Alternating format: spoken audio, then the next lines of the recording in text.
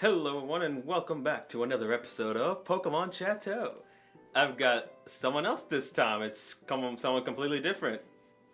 Who do we got? Hello everybody, this is Do the Daring Do. Some of you may remember me from the Stable Condition podcast. Actually, I'm curious, how often do you talk about your past on here? I talked about it in like episode 8. And that's about it. Well, for starters, for like silliness and jokes aside, thank you for letting me come on as a guest here. Yeah, it's been one of those things where I wanted to, because I knew I wanted you in this episode. It was just a matter of waiting for me to get to this movie. And I do one movie a month. It's the 8th movie. Do the math. That's the 8th month! Oh my god, you're right. So what I usually do with anyone who's coming on the first time, let everyone know like your history with Pokemon, like how you got into it, or like oh god, like your current estate of Pokemon. Okay. Yeah. Wow. I mean that reaction right there should tell you it's been with me for as long as I can remember. Like, you know, we were both in school when it first came out in 95, 96. Yep. Well, 98 in America, but yeah. Oh, okay, fine. 90. Hold on. No. Okay, so I remember like it was the biggest talking point when I was in first grade. So I was born in 93. I know this is semi-unrelated. We're doing math. Yeah. So I was in kindergarten at 5, so about 6 years old. So about 1999. Yeah, so that actually does line up. 98, 99, that area. And I remember the school I went to forbade it. Was completely banned from day one. Because I went to a private school, and like day one of class there, they said, okay, well, we have some rules. For starters, no Pokemon and no Harry Potter. And back then, I didn't even know what Harry Potter was. I didn't. Oh, that must have been like Sorcerer of Stone, like. Oh yeah, it was like Harry Potter just came out. Man. Both Harry Potter and Pokemon had just been released in America, and of course, kids were just going nuts about it. Yeah. We couldn't in our school though. But yeah, so like I've been with Pokemon ever since it came to America. Where I am with it nowadays, I wouldn't consider myself as much of like a deeply invested fan as I used to be. Like I still have a deep appreciation for it. Like I grew up with it, but as you know, I'm a lot more involved in the Brony fandom and whatnot. Like, you know, MLP stuff. That's where like my investment is nowadays. But yeah, I'm still like very far behind on Pokemon. Yeah. I still love it. Like, God, the last Pokemon game I played was... I don't count why, because I played it for like 45 minutes, so I didn't do anything. But the last one, like, I deeply played was Soul Silver. It's a fantastic game. Oh, it was great, but I guess that can give you... I guess that can kind of give you a gauge of, like, where I guess I kind of dropped off. Because no, Black and White. I take that back. Oh, okay. Black and White, because I had it, and I was just kind of on it. Like, it wasn't one of my favorites. It's still a pretty good game. It's just, that was kind of, I guess, like, Black and White was kind of my drop-off point. Because around that time, I started getting into MLP and all that stuff. Right. So it's like, I never had, like, a big, I'm leaving the Pokemon fandom or anything is like that. It's just, my interest started, you know, going elsewhere.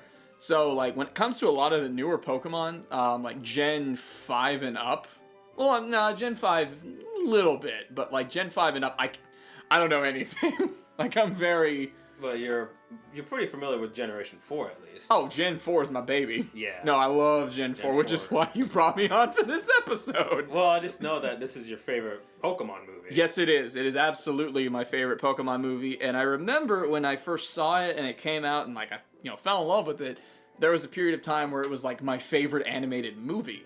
No, really? Yes, yeah. Like, now I'm not sure if I would still stand by that claim, but we just got back from watching it in the other room. It was, like, your first time watching it in, like, what, 2 years, 3 years? God, man, like, I feel like it's been probably like a decade.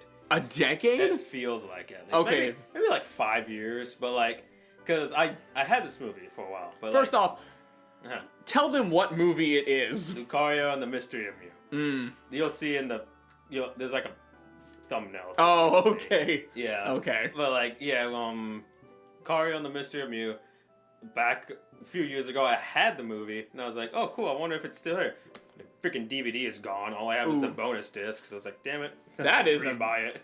I don't even remember what's on the bonus disc. It's a Mewtwo something. Oh, Mastermind that's or something. right. Oh, man. I haven't even seen that in forever. We didn't watch it. No. That's in the other disc. That's too much work. Switch discs. That's true, because we actually watched it on an old school DVD. God. All you kids with the streaming. I don't even know if which Pokemon movies can be streamed. That's a good question, actually. That's why I'm just buying them all. So eventually I'm going to have the entire movie collection. But yeah, basically, you have been strategically waiting to bring me on to this episode because you know I love Lucario and the Mystery of Mew. I adore this movie. Lucario is my favorite Pokemon, and it's like, I could be so out of the loop with Pokemon nowadays, but with Lucario, I could talk for days about him. So... yeah, I guess let's start with the movie summary, I guess. Okay. And we get the usual it's a summary of the past 7 movies. So I assume now. So like the way you do this and everything, I assume that like spoilers are good. Well, yeah, for sure. Okay, because like that's one of the things I like whenever like we talk about. Obviously, when we back in the days when we had Stable Condition. As it's still currently in purgatory, like we do it under the assumption that the listener has already seen the episode. Yes. So we're doing that with this. Okay. Yeah, I mean it's also been like 13 years since this movie's been out. 2005. Yeah. Jeez, man. I know, right? Yeah, it starts off with the usual like summary. It was a pretty quick summary. Nothing really happened, but then we get. Didn't you tell me that like that same summary is in like 3 other movies? It feels like it, man. Maybe it's the Miramax DVD I have, but it's like the same exact summary. You think by the time you get to movie 8, though, you would understand what Pokemon is. Yeah. Narrator comes on, it's like, I really gotta explain this? There's still 20 movies out there. Oh my god. But, I mean, you know, there's always a chance that, you know, this is the first taste of Pokemon someone's getting, which... I suppose. I've heard stranger stories. Yeah. And we get to, it's like a look in the past, and there's like a huge Pokemon war going on. Which I think you forgot about. I didn't forget. I just forgot like how prevalent it was, I guess. You forgot how they had human soldiers in it. Yes, because totally. like there's people with shields and swords and armor, and it's like they're not Pokemon. Like, whoa, what?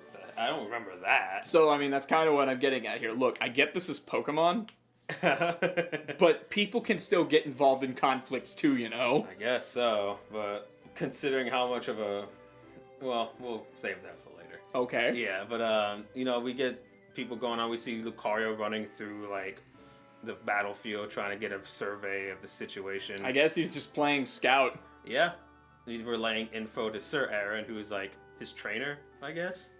Yeah, good old Jason Griffin. If you've played Diamond and Pearl, he's basically Riley. Yes, pretty much. Like. And, like, I don't know, do you provide, like, visual aids and whatnot with this? I'm not going to because copyright strikes. That's right, you've been dealing with that. Okay, forget I said anything. No okay, pictures. then you people listening, do a side-by-side picture of Sir Aaron from the movie and Riley from the show. You'll thank us later. It's pretty much the same guy. I mean, one's a couple thousand years old. I mean, you know, Riley's got a Lucario, so... There we go. But no, we were talking about that. Is like, in that Pokemon episode, which I need to look up again later, I recall there being, like, numerous parallels between Riley and his Lucario and Sir Aaron and his Lucario. And I thought... different characters, though. Yes, they are. I think in Pokemon lore, it's, aren't there, like, 13 Lucarios in the planet? Oh, gosh, I don't know. It's something like that. Like, he's not a legendary, but there's, like, very few of them. Yeah, you can breed them. True. But we see like Lucario surveying, giving information to Sir Aaron, who gives the info to the Queen or whoever that was. I forget. It was a Queen. Yeah. Then Riley's like, "Oh, I have a mission," so he jumps on a Pidgeot. Riley. Yeah. There you Sir go. Aaron. Sir Aaron rides on a Pidgeot. He's like, "Don't, Lucario, don't follow me." And he's like, "But why, Master?" I love your recap, by the way. And he's all, But why, don't Master? follow me. And he's like, but why? And he's like, just don't, okay? Yeah, fucking throws a spear at Lucario. Lucario gets sucked in like a Pokeball. It's like an ancient Pokeball. I think it's funny, too, That's because, pretty like, cool, though. yeah, with the staff and whatnot. I think that's Yeah. kind of funny, too, because, like, right before then, like, with that little exposition in the beginning, I think it ends with, and here's a story from long ago before Pokeballs were ever invented. Ooh. Yeah, so it's like, okay. Kind of like a parallel. Yeah, but it's like, I think we kind of compared it to Lucario being, like, cryogenically frozen. It's weird. Yeah, But like... we'll get to it when he escapes, but it's weird. Let's just say that. Yeah, well... So, like, Sir Aaron just leaves, and then out of nowhere, this big tree thing glows, and then everything's okay. Like, whoa, holy crap. And the legend is told, like, and that's because Sir Aaron made the great sacrifice. Like, it becomes this big legendary story that's, like, known throughout the kingdom and everything. And Sir Aaron is regarded as a big hero, the guardian of Aura, stuff like that. I guess they just sort of assumed it was Aaron, because it's not like Aaron was able to tell them. Well, Pidgey, Good job. yeah, the Pidgeot brings the staff back to the queen. Uh-huh. And I guess that would lead her to assume, like, oh, Aaron, he made the great sacrifice. Which, I guess. in her defense, is an understandable conclusion. I suppose so. But they knew At least to me. Well, they knew about Mew, I guess. Whatever. It does make me wonder where she's like, well, where's Lucario? Oh, you brought me a stick. Thanks. I guess I'll put this away. I mean, she knows what that staff is. Yeah. But then 1,000 years pass. It's like a festival going on now. I don't even know what's going on. There was a festival, Celebrating Sir Aaron, I guess? I guess, yeah, it was celebrating Sir Aaron, and they were having, lo and behold, a Pokemon tournament. Which is, yeah. Yeah, you made the, this was a while back, but you made the... Is this my time to shine? Yeah, like you made the comparison to Yu-Gi-Oh! How, like, it's not part of the culture. It is the culture. It is the culture. And it's like, okay, like, I love Pokemon. Obviously, I'm on this podcast and whatnot. Yeah. Like, I love Pokemon, but... And it's not just Pokemon that's guilty of it. Oh, yeah. Yu-Gi-Oh! Is guilty of it, too. And I'm specifically talking about, like, the anime and whatnot. Yeah. Like, that's one of the things that has always bugged me about this kind of stuff is, like, Pokemon are super impactful and they're great and everything, but it's like, it's not part of the culture. It is the culture. Everything revolves around Pokemon. Exactly. And It's not like battles. Pokemon are in the world. Like, okay, the song lyrics, "We all live in a Pokemon world," could not be more accurate. Yeah. Like, it's not like... Everything's settled between a Pokemon battle. Well, okay, look at Yu-Gi-Oh! Where, like, literally everything revolves around a children's card game. It's pretty great. The fate of the world comes down multiple times. comes down to a trading card game. It's pretty great. Which is like, okay, I'm not bashing it or anything, but it's just kind of one of my annoyances with it, is like everything revolves around it. It's pretty great. But I mean, like, I digress. This has been since '98. Like, Yeah. if I still have a problem with that, that's on me. Yeah. But We see the gang, which is it is Ash, May, Brock, and good old Max. Max. So, have you complained about Max on this podcast before? Oh, I talked about him a bit in Jirachi Wishmaker. Don't worry, you're not alone. I hate him too. He's so bad. He's just annoying. He's just Yeah. really, really annoying. Thankfully, he doesn't do too much in this movie. It's a lot worse than Jirachi, since he's like the main character in that movie. Jirachi is what introduced him to the franchise, isn't it? At least in the movies. Okay. Yeah. Okay. Because, yeah, that was his first movie appearance. Didn't do a very good job. Well, I mean, I haven't seen Jirachi in forever, so I definitely couldn't do. You're not missing much. And that's like a popular opinion among Pokemon fans, isn't it? Yeah, a lot of people don't like that movie.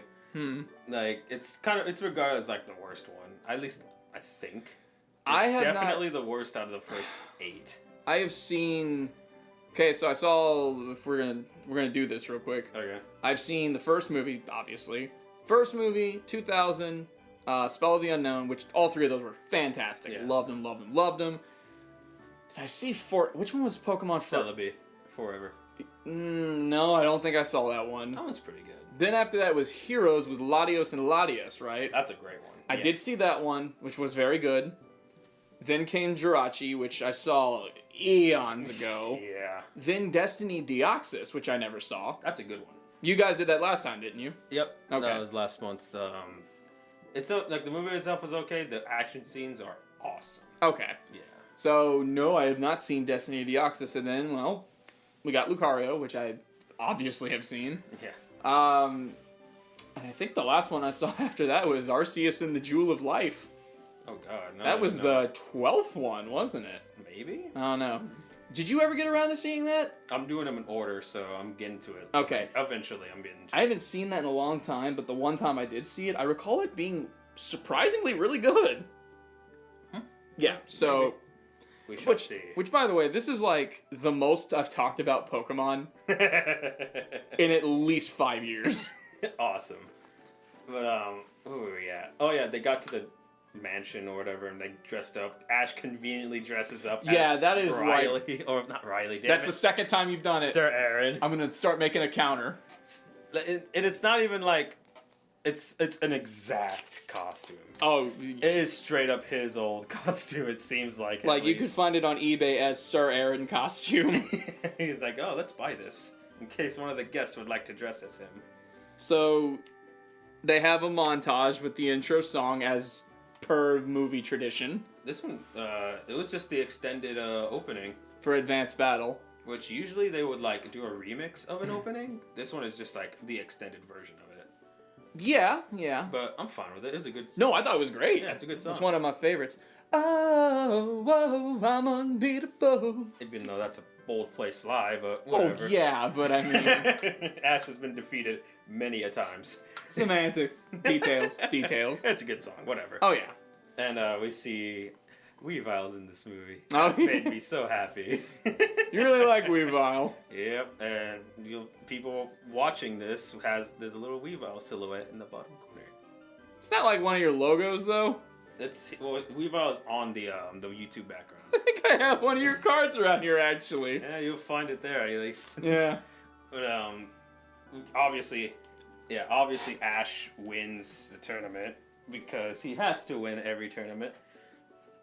And then he's is that the right word? Deducted as the ruler, or not the ruler, like the winner. He basically, he becomes the winner, and as a reward, he gets, like, as they have that ceremony and that dance, he gets to preside over it as this year's Guardian of Aura. As he's given the staff. He's given the staff, which that already is, like, very, very dangerous to do. Because that, like...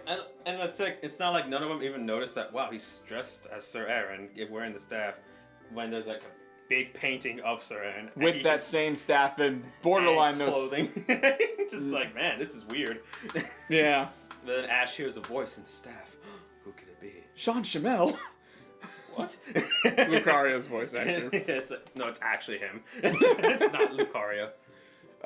Yeah, Ash gets to sit down while everyone dances 3D. Yeah, that's when we started talking about that. Like, all the times I've seen this movie, I never once thought about, like, those are, like, 3D models in this. And every movie seems to have at least one part that has a 3D model in it. What was it in the first one? It was, I think, Mewtwo's castle. Oh. Mewtwo's castle itself was 3D. That's so weird. Especially because there was a part in this where it's, I think it's when Max is walking by the table and you still see everyone dancing as 3D models, and here is 2D Max walking next to 3D models. It looks weird. It looks real weird. I mean, I don't know. Like, I guess it's passable, but at the same time, like, it's jarring. Yeah, like, I mean, it doesn't kill the movie for me. I didn't even notice it until now. Yeah. It doesn't help that we were a pretty big TV as well.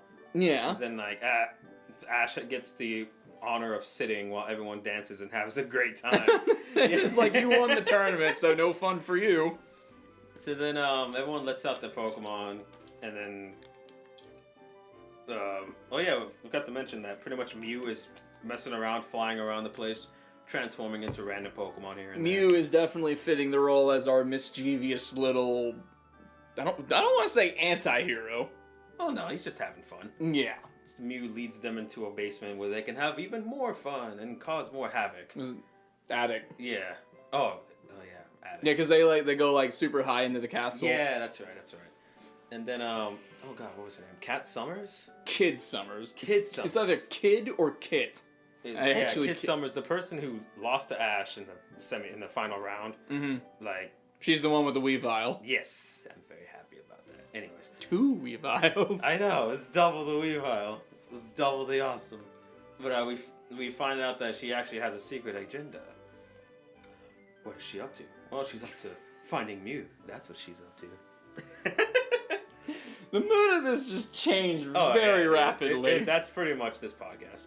But like, so she's on the roof looking around for Mew, and coincidentally finds him playing with the other Pokemon. So she sends out Weavile to try and get him, and Mew just teleports away after some I guess just knocking around and icy winds and whatnot. Mm-hmm. Where they froze Munchlax, they froze the Combuskin. It was pretty great. Like, Munchlax just walks in with a bowl of food and gets frozen immediately. Just like, topples over the stairs. That poor Munchlax. All he wanted to do was just enjoy his food. Nope, you're frozen. But yeah, so now we have our motivation to go to the Tree of Beginning. Yes, because well, I guess not yet, because but I mean, like, it's created for later. Yeah, so the girl goes back and we see Ash like summons Lucario out of the staff. He strikes that same pose in the painting, and I guess that was enough to piss Lucario off to the point it's like, okay, I'm coming out here. Gets out of the staff and realizes that it's not Sir Aaron, and awkwardly leaves the castle because he's like, he really does just leave. Yeah, he's like, oh, and then he just like turns around and leaves when he realizes it's not Sir Aaron. Well, I mean, like, let's be fair to Lucario. Like, in that circumstance, he's very, very like confused, shocked, and I guess even in some ways like kind of afraid because he has like no idea what's going on. And here's the weird thing that we mentioned earlier: like Lucario, like he gives the impression that it has been a few days, if not a few minutes, since he's been frozen.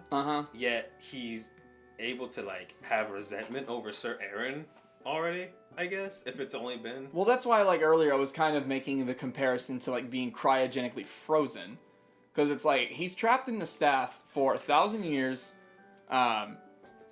He's trapped for 1,000 years, and with that, he also like later makes a comment of like, no, I was just in this room like just a few days ago. Yeah. So it's like a middle ground between 1,000 years is just in the staff. It feels like a few days, where, and by all means, please correct me if I'm wrong, but like I have heard that if someone is cryogenically frozen, regardless of how long it takes to like bring them back out of it, the experience to them is it feels instantaneous. Right. That's what I've heard. I'm not an expert on this by any means. I guess because well, the weird thing is that he calls out to Sir Aaron when he's first captured, and then I guess he wakes up when Ash picks it up again, and that's when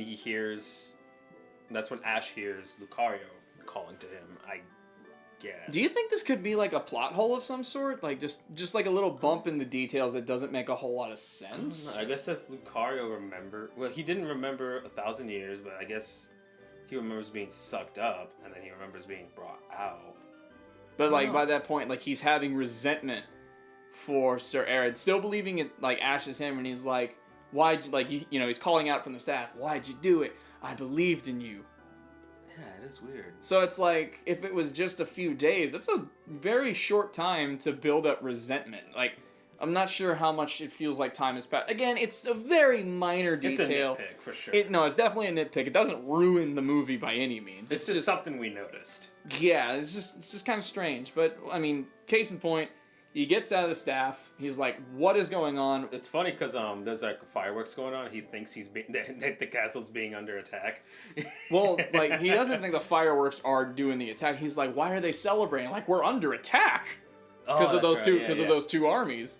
And then he's just like, screw this. I need to get to the bottom of it. Yeah, and goes to his old room, which is like a trophy room, I guess, and that's when he's explained, like, oh, hey, it's been about 1,000 years since you've been here. So then I guess they start to shed some light on it. It's like, so, and like another thing I realized that was just kind of like, we were talking about this is when Lucario escapes from the staff and everything, the two, like the queen, Lady Eileen, I think.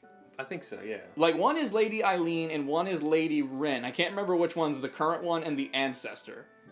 I'm just gonna say that Lady Eileen is the current one. Yeah. If someone corrects me, by all means, go ahead.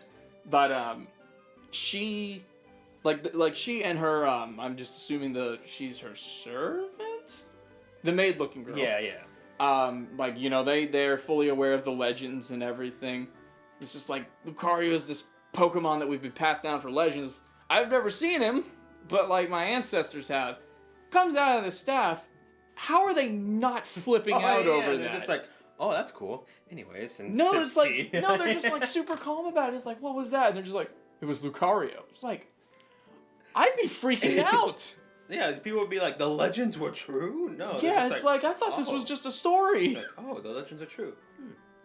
Yeah, it's just like maybe we should explain to him. Like, it's been 1,000 years. Yeah, it was just like really underwhelming. Yeah. Like they were really underwhelmed by like a huge thing. Like put my Lucario fandom aside. Like I'd be like, oh my god. It's real. It's like this isn't just another Pokemon you see down the street. Like I said, I think there's like a small handful of them in the world supposedly. But again, nitpicking. This is straight up nitpicking. Well, I mean, that's a weird part about movies, because they can create their own canon. Like in the 20th movie, in Pokemon Chat-eau, one of the characters has a Lucario. Really? Doesn't talk, but, it grunts. I'm about to say he talks through grunts, like Maylene's Lucario. Exactly. That might be one of my favorite Lucarios, because he's got such an attitude. I love it.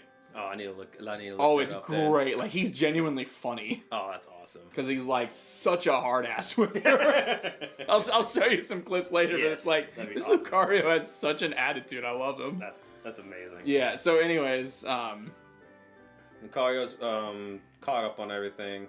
They find out that Mew is at the tree of... The Tree of Beginning. Tree of Beginning, that's You, be honest with me here. You almost said Tree of Harmony, didn't you? I almost said Tree of Life. Oh. Yeah. I still say Tree of Harmony. I think I'm right. Just like I have to, like, low-key slide my pony reference in on this.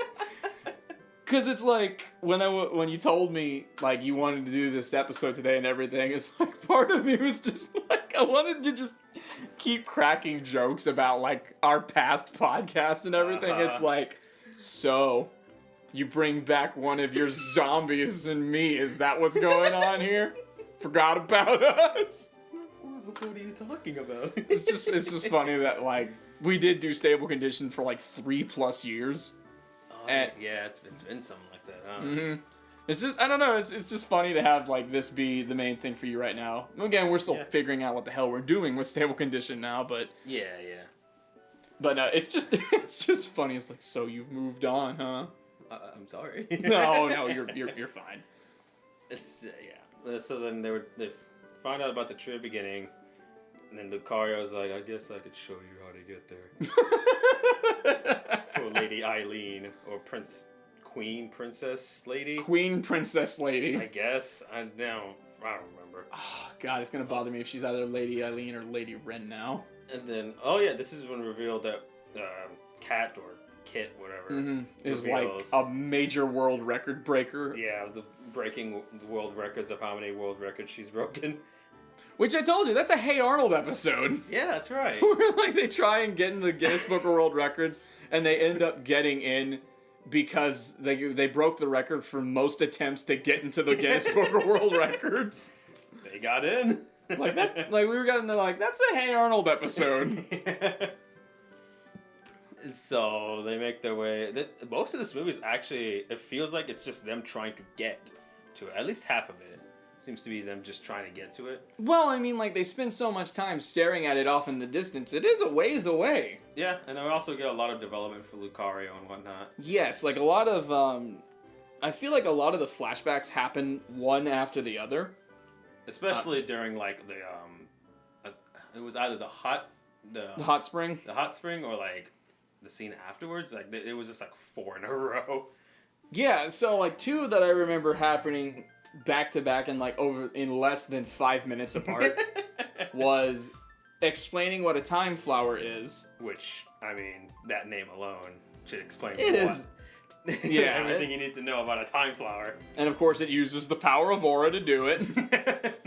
It has to. I just love that. Like, we came up with the joke where like Sir Aaron finds one and he's like, "Wow, look, it's a time flower." Like he made it up on the spot. He made up the name on the spot. Wow. Lucario was like, "Wow." With this He's time, so smart. With this time flower and the power of aura, we can see the past. Everything is aura in this past. It's like a record button. For the past. I mean, for real life, yeah. But like, yeah, it was. He gets that, and then like, immediately afterwards gets another one. He gets another one of Sir Aaron being like, "You should really take a load off and just come enjoy the spring." And like Lucario wades his paws in it, and is like, he starts to enjoy it, and it's like, "Oh, look, it's a little bit of character development in it." No, like that's one of the reasons why I love him so much. Is like he's got a character. He's not just like this hard ass from start to finish. Like, well, that's the thing. He starts off as a hard ass because of like because he's angry. He's frustrated and sad about what happened. And we even get that cutting back because Ash kind of like, quote unquote, sneaks up behind him when he like backflips and like, "No, you shouldn't do that." Yeah, just tackles his ass to the ground. Well, that's instinctive. Yeah, for sure. But like, we get this impression that he's like super tough, super badass, gruff, like Pokemon. But he's also got like, he's got a sweet side to him. I wasn't gonna say, oh, okay, for that stuff, yeah. But I mean, like, as he leaves the staff, he's got like, he's been hurt. Yeah. He's been really hurt, and he's got something against a lot of humans because of it. He feels like he was very betrayed. So the humans got to make up for that. Well, I mean, he's not doing the right thing in taking it out on all humans. Yeah. Because, I mean, there's a part when, like, with another flashback where Lucario's just sitting off to the side by himself, and everyone else is around the fire talking about how great friends and friendship, and like, "I love you guys, and we're best buddies, and we're friends, and I've got friends," and Lucario's just sitting by himself, still sulking about how Sir Aaron, his only friend, betrayed him and everything. It's also, because like also before that you said it was the edgiest thing Lucario says in the movie. "I don't have friends, and I don't want any." Thankfully, that's the worst thing he says. I mean, I'm about to say, like, that's, I mean, that's pretty tame on the edgy scale. It is still pretty edgy, but yeah, because like we hear him say that, and then like, oh, all these flashbacks, like he actually did see Aaron as a friend. Well, yeah, because it's like, that's when like the flashbacks, we knock on them because they're so frequent, but they are necessary to establish like who he is as a character and everything. And it's like, because it helps explain, like, he's not edgy for the sake of being edgy. Like, he actually has a character to him.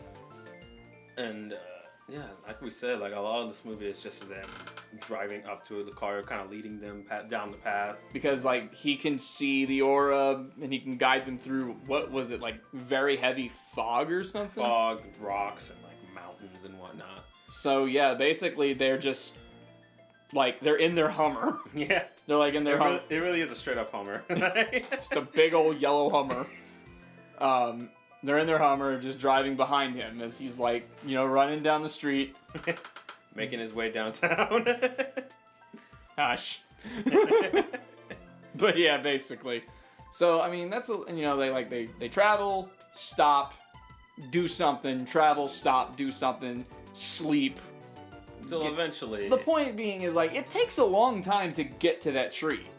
Also doesn't help that right before, as they're having that friendship circle without him. No, yeah. Lucario just up and leaves, and then he and Ash have a back and forth. Well, yeah, because, like, that's the point when, like, his frustrations with what happened, basically they erupt. Like, he lets it out because he's, like, he has that flashback of Aaron, like, and him being really good, training together, like, strengthening their bond and everything. Which leads him to be like, then why did he do what he did? Mm-hmm. And he's like, you humans are all alike. You can't be trusted. Like, obviously, like, my isn't doing it justice by any means. But like he's genuinely hurt and upset, and he lets it out. Was it was it the right thing to do? No, of course not. But like, he leaves, and everyone's like, well, what was that all about? And Ash calls him out on it. So then he and Ash have a little tussle. Yeah, because he's like, what if Pikachu left on purpose? You take that back. Yeah, about to say, like, that's definitely Ash's sensitive spot is Pikachu. And he tackles Lucario. And I was like, what do you think you're going to accomplish? Like, top 10 dumbest things you can do. At least top 10. I still say his number one is trying to punch Mewtwo. True. With his bare fist. That's true. But tackling Lucario is up there with one of the stupid. And they fall into the creek and they're like wrestling in the water, trying to like accomplish something. Oh. And then like eventually Lucario grabs him and just throws him across the creek. And I'm just here like, you have any idea how lucky Ash is that that's all he did? Right. Like Lucario could beat the piss out of him. He's like, yeah. See you later. He's probably just like, you know what? It's not worth it. No, I'm gonna go by this tree. Mm-hmm. But again, like, I think that's one of the reasons, like, one of the things this movie does that I like so much is the fact that, like, it has these bits and pieces throughout of, like, having Lucario, like, be more established as a character. And they're growing his character with stuff from the past. Right. Like, it's not things that he's progressing with as we go along. It's, like, stuff from his past that, like, show he's not as edgy as you think. He actually does have, like, good emotions and stuff like that. And it's, like, it's an interesting touch to it. I like it that way. We also actually get a pretty decent scene with Max. It's the only scene with Max worth anything to me. I mean, he's wrong for trying to feed a dog chocolate. That's true. But, I mean, at least Lucario seems to enjoy it. Have you noticed that, like, I don't know if it's still running rampant, but back in the day, like, Lucario and chocolate became a meme because of that? I've actually seen pictures of him, like, eating chocolate, yeah. Well, I mean, it's cute. Yeah. Obviously, if you give a dog chocolate, he'll die. Don't do that. Please don't. Don't feed you Lucario's chocolate. Can you call this episode, like, I don't know if you give your episodes, like, names or anything, like, for stable? Uh-huh. Don't give PSA, don't give you Lucario's chocolate. I'll put it somewhere. But, So yeah, they have like a little touching scene where Lucario enjoys the chocolate, which is super cute. Oh yeah. And then they finally make it to the tree. Yes. Which I gotta say, like, they did a really good job with the animation on that. Like, there's a glow effect on a lot of, like, the crystals throughout and everything. Just showing that, like, it's this untouched environment that's, like, just... Yeah. Pokemon have been there the entire time, untouched by humans. It's just really pretty to look at. It feels very harmonious. Yes. It's really, really nice. I personally like it a lot. And then they were greeted by Regirock. Real quick, there is actually something else we forgot to mention with it. Oh, what's up? Is, while they're having this thing here, we also have cuts to Pikachu and Mew and Meowth. Oh yeah, they're just playing around. Like, literally doing whatever Mew wants, really. Well, like, they have like different viewpoints of it. Like, Pikachu is of the, oh my god, we gotta get out of here, I gotta get back to Ash. Mew is just like, no, stay and play, cause cute and fun stuff. And Meowth is just like, whatever, dude, I'ma chill. Well, because Mew was enjoying it at first. Well, Mew was the one who did it in the first place. Well, I mean, not Mew, Pikachu. Pikachu was enjoying it, and then it's like, oh, look at this beautiful scene. And then, like, a day later, he's like, look, man. It's fun and all, but I gotta get back to Ash. Well, I mean, like, that, I remember saying it a couple of times, like, we have our obligatory cute scene. Oh, yeah, just Mew just using, like, a Hitmontop yo-yo. And yeah, like, those little like, because Mew's got, like, this giant, it's not like a cave or anything, but it's like, it's a little... a tree trunk of toys. It's like a hollow in a trunk. Yeah. With just a ton of toys. And he like, gets a couple of them out that I just thought were really cute. The Hitmontop, was like a yo-yo? Yeah, the Shuckle, like, blow toy. Yeah, it was a Shuckle! Oh, it's so cute. No, like, that's something I've noticed. That's something I've noticed a lot in Pokemon. You see it in the show, but you see it way more in movies. Mm-hmm. Is like these different toys that are like modeled after Pokemon. I just think that's really cute. I need to make those. I would buy them. I'd buy the Shuckle one. I'm sure they're there. Especially the Hitmontop yo-yo. Oh, that's great. That's it. Anyways, so yeah, you were talking about whenever they Because they get to the base of the tree, and they find another time flower. Oh, that's right. It's like it's right when Lucario gets captured. Well, like when he gets trapped in the stab, and he gets to see what happened immediately afterwards. Yeah, it's just a stampede of one of the armies. Let's say, in a way, I'd say Sir Aaron saved his life with that. Yeah. Because, like, Lucario, badass as he is, he would have gotten trampled by that army. I mean, he took out 3 Houndooms, but that's hundreds of Pokemon. Oh, that's right. Yeah, like, he's getting chased in the beginning by Houndooms. And he gets blinded. He beats their ass still. Yeah. Yes, he does.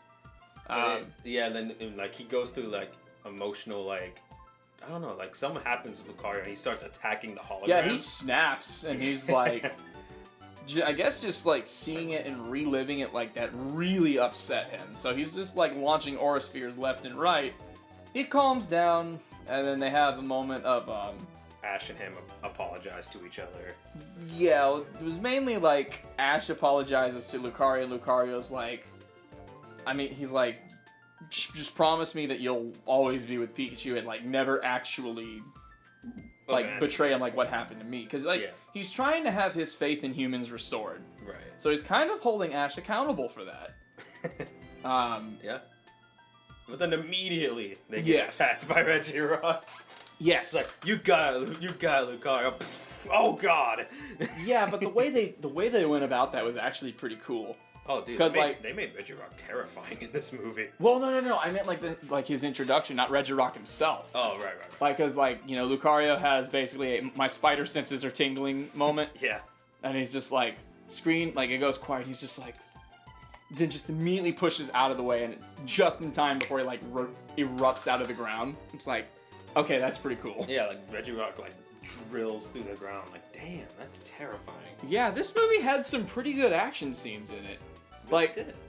And the thing is, like, this movie is mainly just an escort mission. Yeah. Just, oh God, escort mission.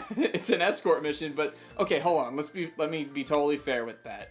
Resident Evil 4 is an escort mission. It's one of the best escort missions in the But world. it's like, even as an escort mission, that has like top tier action scenes. Like so good. Because like Trixie and I were like major. Do you call yourself Trixie on here, by the way? Doesn't really matter.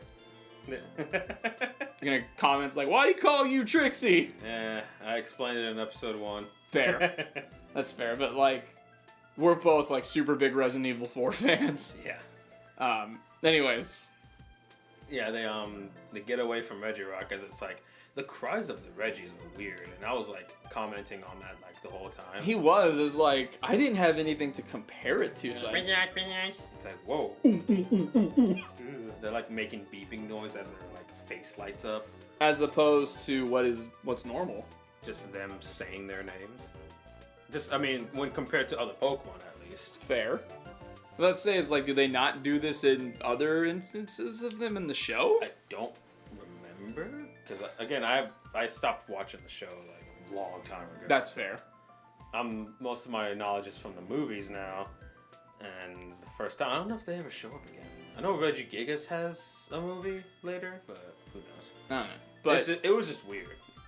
But yeah, they basically, Lucario, like, you know, like, gets them away and basically explains to him that, like, that was more than likely, like, the Reggies are all, like, protectors of this tree. Kind of like as their way of saying a warning, like, hey, back off, we're going to keep pursuing you. It's like, no, I need Pikachu. And so they just rush in and find this utopian paradise of Pokemon, including fossil Pokemon. Yeah, there was like an Ammonite and Amistar in the water. Yeah, freaking Aerodactyls flying around. It's like, whoa, yeah, this is thousands of years old already. Well, that was the whole thing about it, is like, it has been completely untouched by humans since Sir Aaron was there. Yeah. And then, what's we got a name? Cat something. Kid Summers. So decides to send out a bunch of robots to survey. And as soon as I saw them, I was like, wait a minute, those things messed everything up, don't they? You were like, I think they do. And then like 2 minutes later, one drills into a crystal. I was like, that's a stupid idea. Stop it. Yeah, like it looked like a snake at first, but they like split up into like little sections and they just fly around and like surveying the area. Which if all they were doing was just a scout, that'd be fine. That's cool. But it's like, we're trying to keep this place like untouched. That's the whole point of this area. If it ain't broke, don't fix it. And so it drills into the One of the, like, crystals, and the crystal glows red. Which, anytime it glows red, it's like, yeah, you shouldn't do that. Then it starts releasing, like, what they start calling, like, the white blood cells. Oh, yeah, this was cool. Like this, it was pretty much revealed, like, because as it was drilling, it was getting information on the tree itself. It's like the tree's version of Osmosis Jones. Oh, God. Oh, God, I haven't seen that movie in forever. But yeah, basically, the tree is a living life form. Yeah. And so, like, it has, like, its own nervous system and whatnot. And they're the blood cells. They're like... The immune system. It has, like... They're, like, orange, like, versions of, like, the fossil Pokemon. Which is cool. But they, like, suck up all the humans, including Team Rocket, which we have yet to mention that they smuggled their way onto the Hummer. Again, it's just like in most of the movies, they don't really do anything in this one. They're just kind of there, but I mean, they're the first ones to get sucked up, allowing the gang to be like, we shouldn't let that happen to us. It's interesting. It's interesting that we're talking about this because then that would make like the caves, like the cave channels that they like travel throughout the tree. That's like since you were comparing the tree to a living thing, it's like that's the tree's bloodstream. Yeah. Because you got the white blood cells roaming about.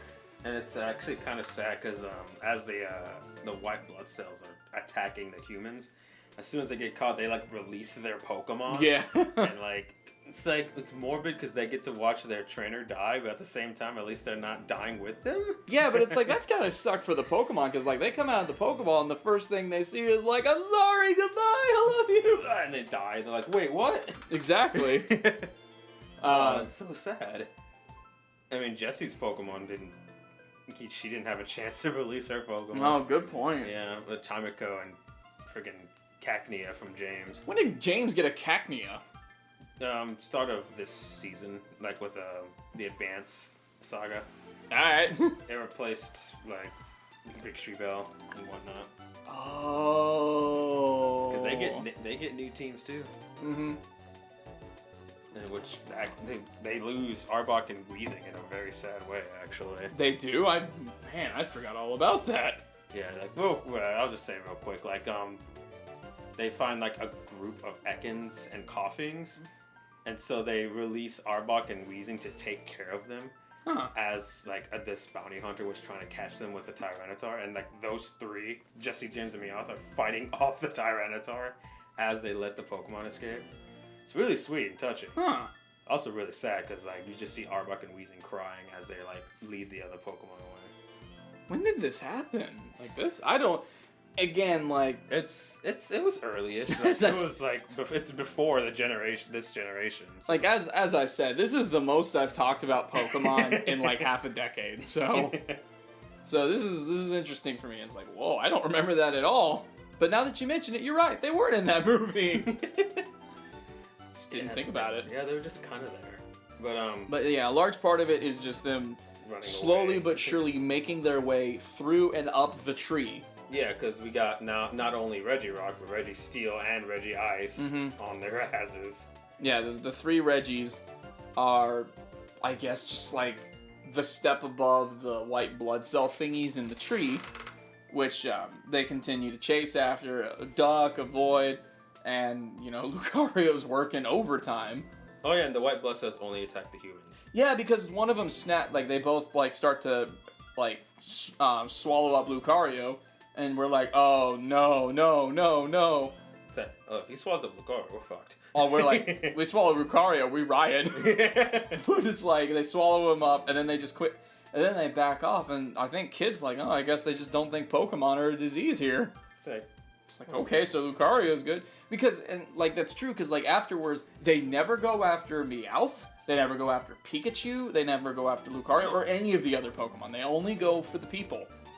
And that's pretty much, a lot of this, another chunk of the movie is just them trying to escape the friggin', not only the blood cells, but the Reggies. Yes. And unfortunately, everyone gets captured by the blood cells. Yes, because there comes a point when they all get gulped. Yeah. And for lack of a better word. We're like, oh no, they're dead, but it's Pokemon, so something's gonna bring them back. Yeah. And by the way, this is after Ash and Pikachu were finally reunited. Oh yeah, they get together and they're like, "Yay, let's hug it out." Oh, well, I'm swallowing them. Well, now hold on. Like they do have a moment that I genuinely enjoyed with it, where like Ash and Pikachu get reunited, and even before that, like Lucario is like seeing how much Ash cares about Pikachu, and it's like you can tell that like it's slowly but surely starting to like restore his faith in that. Yeah. Like it's a bit of a slow process, but you can see it. And then it finally happens. We actually see him throw out a smile. Yeah. Oh, I love it when Lucario just gives like a little smile. I'm just like, oh. It's always a little smile. It's always like, yeah. Well, I mean, there's also the ones there's the scene near the end of the movie where like he does one of those closed eye smiles. I'm just like, oh, it's so cute. It's heart melting. God, I love Lucario. That's why you have me on this episode. Anyways, So it's a sad moment. Everyone's sucked up. All the Pokemon are crying over their sunken masters or trainers, whatever. Mm-hmm. Which eventually Mew's just like, wait a minute, hang on. Yeah. Because like this is whenever like we start figuring out that like Mew and the tree itself have like a mutual they have a symbiotic relationship where like one depends on the other and everything. They both exist or none of them exist. Yeah, and so Mew, I guess, like, communicates with the tree and says, no, don't worry, they're not they're not like a disease or anything like that, and they bring him all back. Like, all the trainers are restored, they're back with their Pokemon, and everything's looking good, which this leads me to believe is like, so... Huzzah. Well, yeah, it's like, great, they're back, but it's like, what was it like? That span of time between, like, when May gets swallowed up to when she comes back is at least 10 minutes. Yeah. What happened in that time? That's actually a good question, because we see, like, the blobs, like, sink into the earth. Yeah, so, like, which... do they go with it? Do they, like, get... Digested? Yeah, like... I don't know. Because we don't know. Maybe they're screaming in agony as they're being, like, swallowed up. We just don't hear them. That's a detail we overlooked. Yeah. Like, it just sort of happens. And we see, like, Pikachu and him trying to pull Ash out of it, but it doesn't help. And Ash goes down, like, Terminator 2 style, minus the thumb up. No, he doesn't give the thumb up, but I'm glad you know what I'm talking about. Yeah, like, his hand is, like, the last thing they see. Mm-hmm. Well, yeah, Mew brings him back, but then that, like, exhausts Mew to the point where Mew's dying. So, like, Mew is, like, got a fever, I guess, or, something like that. Like, Mew is in not a good spot, which, of course, is... It's like, I guess every little legendary has to have a moment where they're about to die. Because Celebi has a moment, Jirachi has a moment, and I guess it's Mew's time. Well, yes, but, like...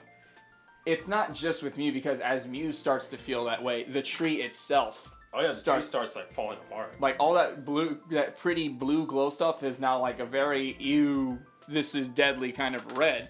And of course, like the tree is completely collapsing. You see Pokemon running for their lives. It's just, this isn't good. Yeah. This is a very not good situation. So they finally make it to a room which I assume is like the heart of the tree. Yeah, it was something like that. It was like what I can only equate to as the heart, and we find what is pretty much the resting place of Sir Aaron.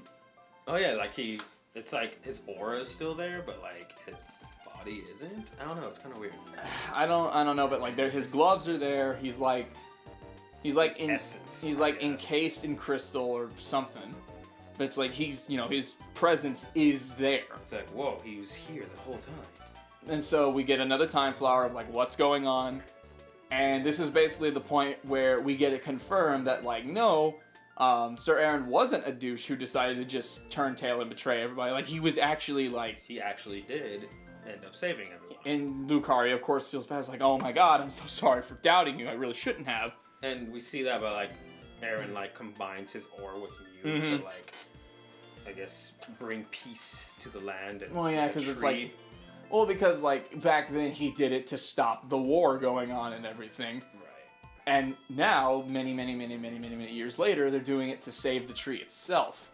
So now Lucario and Ash have to work together. And Lucario has to, follow in his master's footsteps and, like, save it again and sacrifice himself in the same way. Which I think we've kind of, it probably doesn't need to be said, but we will anyways. Like, this scene, like, this whole part is the movie. Like, Yeah. this makes the movie. Exactly. Like, I like everything beforehand. Like, everything else was really good. This goes like, as we were watching, we were cracking jokes and all that, having a good time. And During this part, we go quiet. yeah, we were quiet throughout this whole part. Like, to me, like, this scene, like, what is it, about the span of 10, 15 minutes, you'd say? Something like that. Maybe yeah. maybe a little longer, maybe a little shorter, I'm not sure.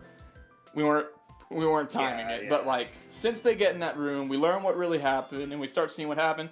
This is, to me, this is what separates the good Pokemon movies from the great Pokemon movies. Mm-hmm. And it's such a great scene. I love the example of Lucario, the, like, you know, sacrifice, which is, you know, greater good, all that stuff. The way they handle it was really, really well. It was dramatic.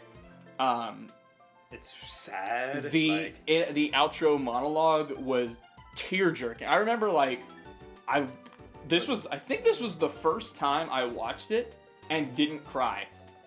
During the Sir Aaron monologue. Yeah, the final monologue that Sir Aaron gives, which is great, by the way. Oh yeah. Like that, like again, that scene is what everyone remembers this movie for. And yeah, it was like as Lucario was dying, like he activates another. He gets to finally like learn the truth behind everything with Sir Aaron. He gets that closure. Yes. He gets that closure. He feels better about everything that goes on, and he's at peace with, you know, having this happen to him. He's totally fine. He's like, that's fine. I want to be back with Sir Aaron. Well, I mean, that was his last words in the whole movie are, "I have to go, Ash. Aaron is waiting for me." And then he just fades away, and it's just, holy hell, that is such a great... And that's a scene that I completely forgot. I forgot, like, Lucario straight up dies in this movie. And I was like, oh my god. Well, like Kid says, like, if you do this, you'll become the same suspended state as Sir Aaron. It's like, he dies. Yeah, he's dead. He dies. And, like, not only that, like, as Lucario leaves, so does, like, the remains, so to speak, of Sir Aaron. Yes, because like, it's gone. Like, I didn't notice that until then. I was like, wow, that's really touching. Yeah, like, they both leave at the same time. Mm-hmm. But, just an amazingly powerful scene. It's why, like, you know, the rest of the movie is very, very good, but, like, this is what makes it for me. Yeah. Like I said, this is what takes it from a good movie to a great movie. It's kind of funny because, in my opinion, Destiny Deoxys, like, the best part of the movie is actually the very first, like, 5 minutes. Is it? Because it's Rayquaza versus Deoxys, and that fight scene is so good. Well, that's the thing, is, like, you like it because of a fight scene. This movie doesn't really have any major fight scenes in it, but it has, like, a really emotional, dramatic, you know, events that happen in it. This is definitely the most emotional movie. Oh, yeah. So far. Oh, yeah. Like, I remember, like... Heroes is alright with it. Jirachi doesn't really do anything. They try to make it emotional, but then they do that and completely ruin the moment. Destiny Deoxys doesn't even have an emotional moment. Isn't Destiny Deoxys just, like, non-stop action? For the most part, yeah. I feel like that. Okay, that's what makes it, like, fun. About to, again, like, I haven't seen it, so I can't say, but, like, yeah, that's the thing, is, like, I wouldn't call this a fun Pokemon movie. This is a very emotional one. It's a very emotional one. It really knows how to get to you, especially, like, if you're invested in Lucario, what he goes through and everything. Really, really good. Like I said, especially, like, when I first saw this, like, I cried my eyes out at that scene. Yeah, and I was actually watching you as I was watching it, I was seeing you in the corner of my eye lip syncing the entire monologue of Sir Aaron. It's just, I haven't seen this movie in years, but I still know that monologue. I don't know. It just never left my head. And it was, I mean, again, like, that's pretty much the end of the movie. At the end, like, everyone's they go like, out. Well, no, actually, you know what? I think there is one thing mentioned afterwards, like, because, like, that's one of the very last scenes in the movie. Afterwards, like, you know, the tree is saved, Pokemon are good, and then they go back outside, and it's like, hey, we're great and everything. But Lucario's gone. Yeah, I was like, well, where's Lucario? And you know what? I really like Ash's response, like what he said. Oh, right. He was like, Lucario went to go be with a friend. Which is like it's a very respectable way to say he is no longer with us. He's dead. Mm-hmm. He is straight up dead. Which, I mean, is like, as he said that, I don't know, there was just something that added to the emotional drama of it, where, like, he says that and everyone, you know, reacts the way they did. And also, he doesn't say he's gone. Like, maybe he's like, his aura is with me. So which, I mean, that was a pretty... You can expect that and to close the movie out with a line like that. But what... Because, I mean, you know... How many times did they actually say that in the movie? The aura is with me? I know Lucario says it like 2 or 3 times within the last, like, a few minutes of that monologue. He's like, the aura's with me. Oh, didn't work. Let's try again. The aura's with me. Oh, it worked this time. Well, yeah, because that's one of the the heights of the drama, and is like when he and Ash are like trying to like put their aura together and, you know, get it, like, save the tree and everything. They're like getting this giant surge of power, and then like at the last moment, Lucario bumps Ash out of the way, and he's like, no, leave the rest of this to me. And he like shouts, the aura is with me, and like it's just like this. Oh, that's so good. That's so good. Yes.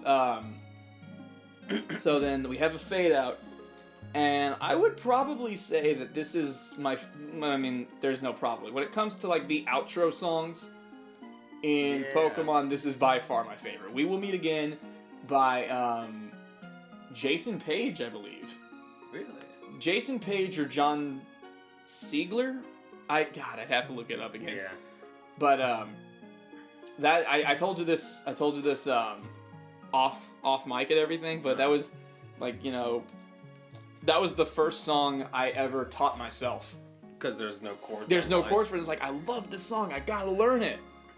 But it just like I couldn't find anything because it is a very obscure niche song to, like, you know.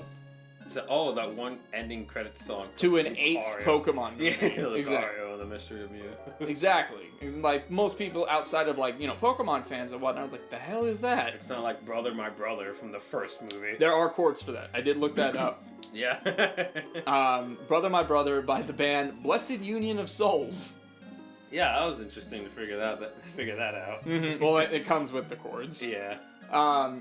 Something else that is worth mentioning. I didn't fact check this. This is one of the things as we were watching. Is like, there's some things I want to save because I want you to get your genuine reaction on mic. Right. I didn't fact check this, so I could be wrong. But what I had heard was this movie was the last thing the original cast did before their contracts expired.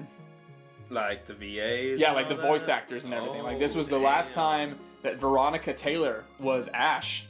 This was the last time that Team Rocket had their VAs, etc.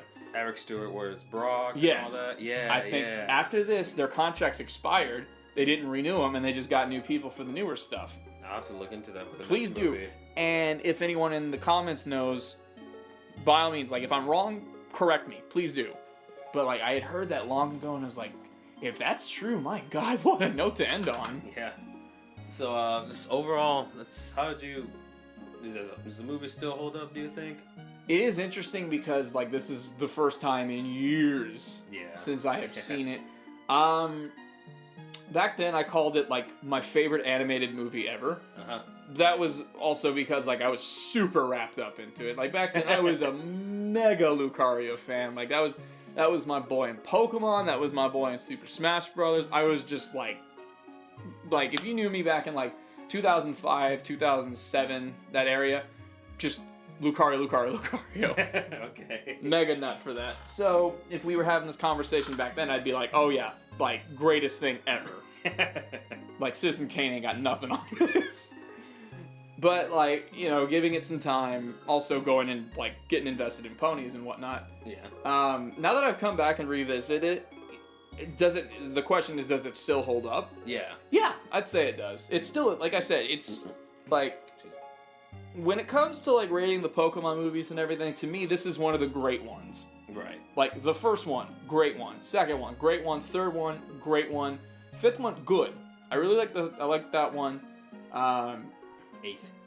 Great. Yeah. Like, I need to go back and, like, catch back up, but I would definitely say out of all of the ones I have seen, which, as I have said, I haven't seen all the Pokemon movies, but out of the ones I have seen, this one is my favorite, yes. And, yeah, it really is. It's a really good movie. And I can't really say, because I barely remember my first viewing. But I will say, out of the first 8 movies, this one's my favorite now. It used to be Heroes. Like, Heroes was number 1 for a while. But now it goes Lucario, Heroes, Destiny Deoxys, and then Forever.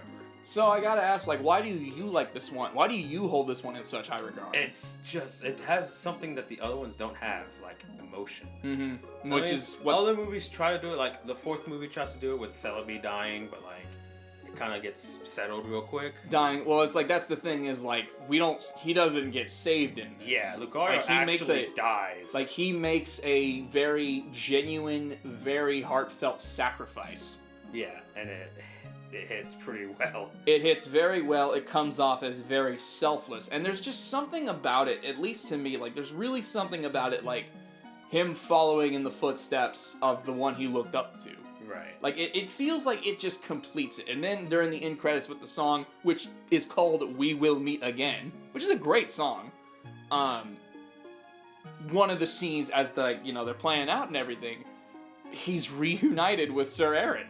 And he gives him chocolate. Yeah, which was super cute, but it's just like it's super that. cute. I think that like people who were watching this movie and were invested in that relationship between Lucario and Sir Aaron, that's like eye candy to them. Like that is a scene that they wanted to see, because it's like, with a line like "I have to go, Ash. Aaron is waiting for me," and you get to see them reunited after all this time. It's really, really heartwarming. And that's actually another reason why Heroes was up there. Mm-hmm. Because if you look through the movies, first movie, Ash almost dies, comes back. Second movie, Lugia almost dies, as well as Team Rocket. Yes. They almost die. They're okay, don't worry. Third movie, the little girl's dad is presumed to be dead. No, don't worry, he comes back. Fourth movie, Celebi almost dies. Don't worry, she comes back. There wasn't a fake out in this. Well, in Heroes, Latios actually dies. Really? I forgot about that. Yeah, but at the end of the movie, we see another Latios coming. It's a different Latios, but it's a Latios. Doesn't he get hit by like a giant tidal wave or something? He sacrifices himself to prevent the tidal wave. Oh, I haven't seen that one in forever, so you'll have to forgive me. But And then sixth movie, Jirachi, he gets hurt, but then he's like, oh, I gotta sleep for 1,000 years after a week, survive. What? Jirachi didn't do anything. It's just funny because it makes your personal feelings about Jirachi so well known. He's like I said, it's not as bad. At the same time, Jirachi does nothing in that movie. And nothing happens in that movie. Mm-hmm. There's no stakes, And then this, and Destiny Deoxys is not even a death scene. It's just mostly action. Well, again, it's it would a Pokemon movie doesn't have to have a death scene in it. Yeah, but this one does it so fucking well. Oh, this one does it the best. Yeah, I would for absolutely. Sure. Well, because again, there's no fake out. You get what you see. Yeah, he does leave us. He's gone. Mm-hmm. And we don't see that Lucario. No other Lucario talks like him. No, again, he speaks with telepathy, voiced by Sean Shamel, did a very good job with it. But every other Lucario that I at least have seen, has been grunts. Speaks with Maylene's Lucario. He doesn't speak. He talks. He grunt talks. Yeah. He grunt talks. Riley's Lucario, which. Actually, something else I actually want to bring this up real quick. One of the qualities about this movie that I think is highly underrated is the music. Just the background music. Yeah, the score itself. Yeah. Okay, the song "We Will Meet Again" and the Pokemon Advance Battle, that's great. But just the score is really well done. And yeah, you're just saying that because you're the music guy. Well, it's I do notice these things. Yeah, for sure. But it is very, very well done. I actually got the whole, I forgot where I found it. It was just some random zip file, but I had the whole soundtrack on my iPod. Holy crap. I couldn't tell you where I found it, but man. Dang, that's it's awesome. just, yeah, it's really good. And the reason I bring it up is, you know how I was talking about, parallels between Riley and Aaron and the two Lucarios? Yeah, I remember that. My memory on it is very hazy, but... And if someone in the comments knows, please bring me back up to speed. But what is it called in Diamond and Pearl? Iron Island? I think. Okay. Where you get the Riolu from? Right? Where Riley is. Yeah. So it is called Iron Island. Probably. Okay, let's just say it is. But in the show, in Pokemon Diamond and Pearl, they go to Iron Island, and they have the episodes. I think it's like 3 episodes with him, maybe 2, but like, you know, they interact with Riley, which the second you see him, you get the Sir Aaron vibes immediately. Oh yeah, for sure. You'll see that like right away. You will, you know, obviously he's got his Lucario, and like, you know, it's established their friendship and everything. And Team Rocket does something. I can't remember what, but Team Rocket does something to like mess up the island, and it's like it's up to the team to save the island, like to like do something to save the island before like disaster strikes. And there is a scene in it where it falls to Riley and his Lucario to do it. Right. And I'm bringing this up because I think this is so cool. I'll show you it later. Yeah. But, like, there is a scene where, like, they're working together, like, they're combining their strength to do... I can't remember what it is, and that's what's killing me. But it's like, you know, they're putting their heart into it. You can tell it's like, to save the island. And why that's so cool to me? Because they use the same score from the movie in that scene. No way. Look, I will show you. It is the same song from the movie, and I was like, that completes it. That's so awesome. Cool. I love how they did that. That's actually really cool. Yeah, exactly. Mind blown. No, well, like later on, I will show you because I think you will get a real kick out of it. Yeah, I love when they do stuff like that. Just. But, like, I don't know, it's just, like, from an emotional standpoint, like, this movie, at least for me, like, this movie pressed all the right buttons. Yeah. Especially with, I love parallels. I love stuff like that. The way they go about, you know, the trope of, like, the hero sacrificing himself and whatnot. Yeah. You know, there's a lot of instances where it's done very, very well, and I would absolutely say this is one of them. What's something you didn't like, if there's anything? Like, nitpicks or Max. whatever? I'm kidding. Well, you could say Max if you want. That's too easy. That's too easy. No. Like, I'm kidding. I mean, Max is annoying. Yeah. Max is very annoying, even though he does have that, you know, one good scene with the chocolate. Something I didn't like. Because, for me, it was just the fact that, like, there really wasn't a major villain. And, like, that's fine. Like, you don't have to have a villain for a movie like this. Honestly, I kind of like that for this, though. Well, what was weird is that, like, we see Summers or whoever, like, it was her fault that Mew teleported Pikachu away. And then, like, she never explained that. And they're just like, oh, let's just go. And then they just get, like, that's what starts it off, which is like... It sounds like a lot of your quarrels are with Kid. Because it's like, she's the reason, like... I wouldn't say she's the reason Mew teleported, but it was her little drone thingies that started this whole cataclysmic thing throughout the tree. Well, and also the Weaviles went after the Mew, and that was like, it felt threatened, so it teleported Pikachu and Meowth away. True. But I can't be mad at her, she has Weaviles. Just kidding. You good. But it's like, I also like at the end, whenever, like, she's talking to her guy on the headset, and he's like... oh my god, Mia's gonna eat this up. She's like, no, let's not, I don't want this place to be ruined by tourism, because it is beautiful. Yeah, and she does redeem herself. Like, I'll say that. Like, I mean, again, it's just a nitpick more than anything. Let me see. Something like, because we were talking about nitpicks earlier, like, well, that doesn't make a whole lot of sense, or what about that? But, like, I'm trying to think if this movie does anything that I don't like. Because it's not a perfect movie. Yeah, obviously. No, I mean, like, I think there are some moments in it that I guess are a little cheesy and maybe drawn out. I guess I would have liked to have seen more of Ash and Lucario. Like, I guess I would have liked a little slower, more... I don't want to say their progression was forced, because they did some things with it that I really, really liked. But, I don't know, like, if you, like, you're asking me, like, if there was something I had to pick, I'd probably say I wanted a little more of that. Okay. And I could see, like, people saying that, oh, well, they made this parallel of Ash to Sir Aaron, and they didn't really do that much with it. Like, they used it at the end and, like, at the beginning. But that's about it, I think. I guess the parallels with Sir Aaron, because, you know, like, I've jokingly expressed irritations of, like, how Ash is always the chosen one with stuff and whatnot. Yeah. So I'm glad they kind of eased off of it, even though, like, it is, like, your aura is, like, Sir Aaron's.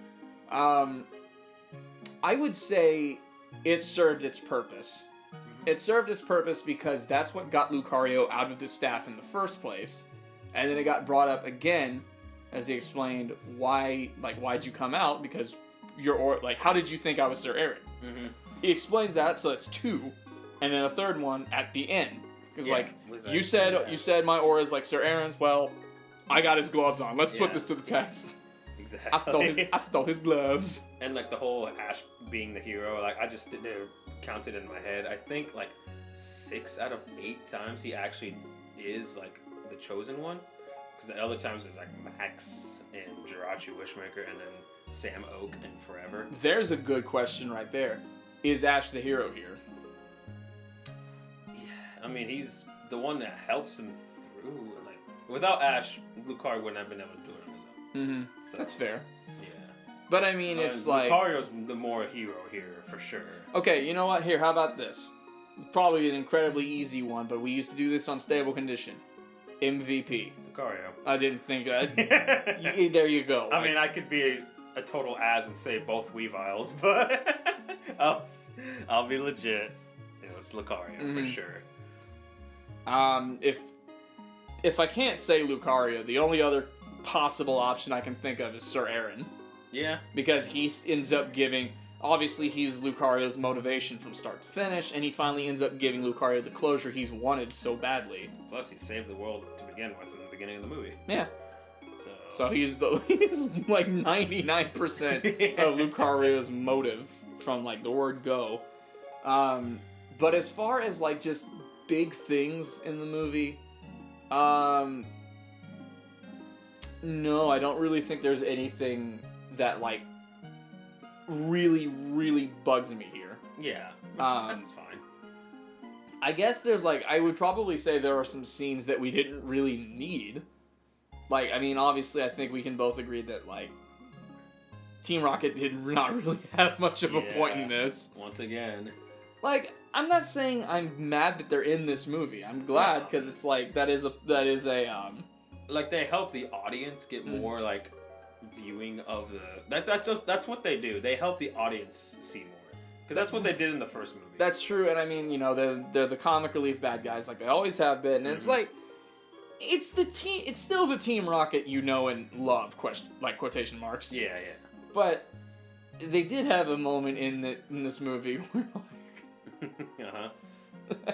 So it's like when they're talking to Lucario down, it's like he's talking to Lady Eileen and he's like, okay, so can you explain to us what's happened here? Like what's going on? You see Team Rocket like hiding up in in the upper levels, and they're like, yeah. Ooh, that Pokemon looks really old and everything. And they're basically like trying to imply in perfect Team Rocket fashion that let's try and capture it and everything. I didn't do it as we were watching it, but in my head, I'm like laughing like, I'd like to see you try. It would wreck you. Oh my gosh. In every sense of the word. It would not even be fair. Exactly. They were basically saying like, ooh, that Pokemon looks like it's worth a lot of money. Yeah, don't touch it. But yeah, like it's not a perfect movie. There are some bumps. There are like our nitpicks, but like I can't. It's difficult to find something without being a smartass, Max, and saying that like there's something wrong with the movie. Like it. I mean, if you genuinely enjoy it, like if it's this hard to choose something, like then at that point you're just kind of forcing it. I know, and I like. Yeah. One thing I guess you can say is like the whole world is not at stake here. It's not. It's just this one untouched rock formation that like obviously that's not good. A lot of Pokemon could have died. Yeah. But it's like it's not one of those like the entire world hangs in the balance kind of journeys, and I like that. Like the world doesn't have to be at stake every single time. In some instances, yes, it is. Like, wasn't the entire world at stake in Pokemon 2000? Yeah, I think the first 3 movies. Yeah, even the first 4 if you want to count. Okay, but you see my point. Is like it's a crisis on a smaller scale. Yeah. But a crisis nevertheless. But no, like if we're like wrapping up our thoughts and everything, no, I love this movie. I love it. I was very happy to see it again. I was very happy that you asked me to do this episode with you, because it's like, I'm your guy. Oh, yeah. And yeah, major Lucario fan. So Awesome. Let's actually get to the next section, the polls. sure. So weekly poll this time was of movies 4 through 8 or 5 through 8. Which one is your favorite? Which are Heroes, Jirachi Wishmaker, Destiny Deoxys, and Lucario, Mystery of Mew. Lucario and the Mystery Mew. With on Twitter we had 8 votes. 38% said Heroes, 13% said Deoxys, 49% said Lucario, and 0% said Jirachi Wishmaker. Oh no! Bless Jirachi's heart. It's especially with you. It's become such a punching bag. Well, I mean, it did a little better. This is the Amino vote. Oh, the you Amino took one. this to Amino? Oh yeah, the Amino always has the most votes. The Amino has 58 votes, with Heroes 31. And no one voted for Jirachi still. I'm kidding. 31% Heroes, 13.8 for Jirachi, 20.7 for Deoxys, 34.5 for Lucario. It was Back to It was back. actually tied between Heroes and Lucario for a while. Mm-hmm. But Lucario did eventually pull away with it. Yep. Man, That's how many people voted in that one? 58. Not bad at all. Also, I guess we forgot to mention that this is the first movie where it doesn't star a legendary. Yeah, that's Yeah. true. Because like that was a debate for a long time that like Lucario is a legendary. He's not. Yeah, no, he really isn't. He's not a legendary because like again, there's others out there. And that's not. That was the first one, not the last one, because Zoroark has its own movie. That's true. But like this was the first. Which I believe is Jathor's favorite movie. Is it really? Cool. Yeah, What else you got? Well, those are the polls. Let's see what other people had to say. You got stuff saved for that? Oh yeah, I got it right here. Mystic Draker on Twitter said, "I love every Pokemon movie." Thanks a lot, man. Okay. Do you really like Jirachi though? Oh, you're asking him. Yeah. It's like, do you like them all? No, I mean if you do, that's fine. yeah. But here we go. We got some more people on Amino this time. Oh wow. No, he spread out his comments. All right, whatever. I'll read them all at once. Arceus fan 156 said, "I enjoyed it. Really loved Lucario in that film. Mew was also funny and cute." Mew was very cute in this. Yeah, Mew was stupid cute. As we said, has a trunk full of toys, which is adorable. It's also a different voice actor for Mew than the first movie. Maybe. I mean, it doesn't sound like the original at all. Probably. Trust me, compare him. It's like a staggering difference. I suppose so. Specialist Stat said, "I really wish I had Mewtwo, but in general, this movie was awesome." And then he like types out the cries of Reggie's. I'm not gonna even attempt. Reggie. He's like, Kiko. It's like, I went, what? Nice. I like that. I like the effect. Like he says that like is my favorite thing in the entire movie industry. Saying Whoa. that his favorite thing in the movie industry is the cries of the Reggies. Oh. Yeah. Though he's talking about the movie. Something. Watching how Reggie Steele almost catches Ash was better than any horror movie in existence. And then he also said they did have a very intimidating presence. Oh yeah, dude, for sure. Because like they were just foreboding like very slowly, but like also able to drill through the ground really quick. Like, oh yeah. Ugh. He also said, Gen 3 is my least favorite generation, but this movie made me love the Reggie trio, especially Regirock. It was extremely badass. Now, Regirock is my favorite pure rock type in the game, and I recently posted it in my favorites of every list type. Cool. Awesome. Thanks a lot for commenting, dude. Yeah, I like how you do this as kind of like a shout out to these people, too. That's cool. That vicious Venonat. On the username? Yeah, he said, "I've never seen the movie, but I really want to watch it. The thing is, even though it does have Mew in it, I think the Pokemon movie should just be based on the legendaries and mythical Pokemon." Okay. Well, I mean, that goes against the Lucario part of this movie, because, again, he's not a legendary. Yeah, well, that's what he's saying. Like, he thinks that the movie should be based on the legendaries. Okay, I understand that, because I know that's a trend that a lot of the movies... Yeah, it took this one to break the mold. Oh my god, you're right. Yeah.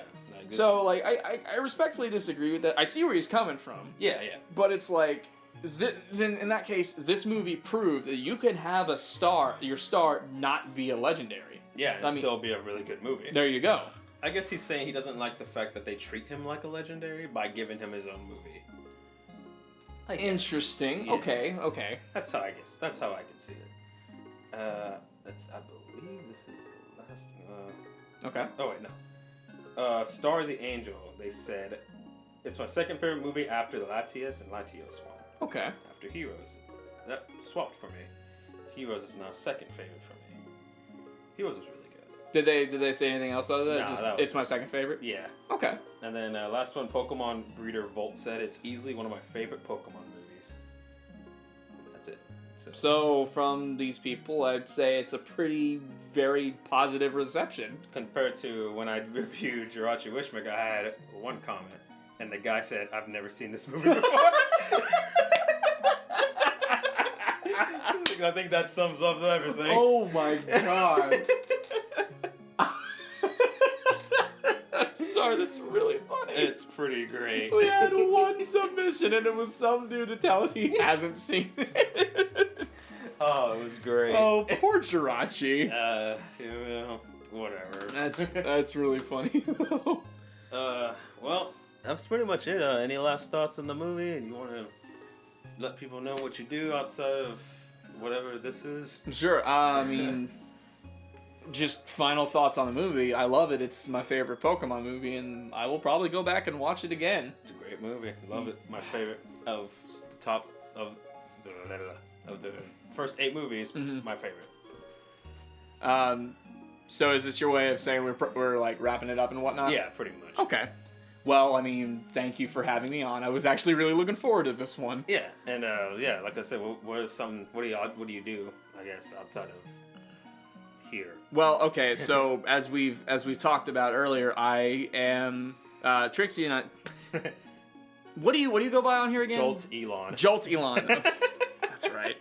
See, like I instinctively call him Trixie. Jolt Elon and I here, we have another podcast together called Stable Condition, which is about My Little Pony and Brony stuff. It's kind of on hiatus right now.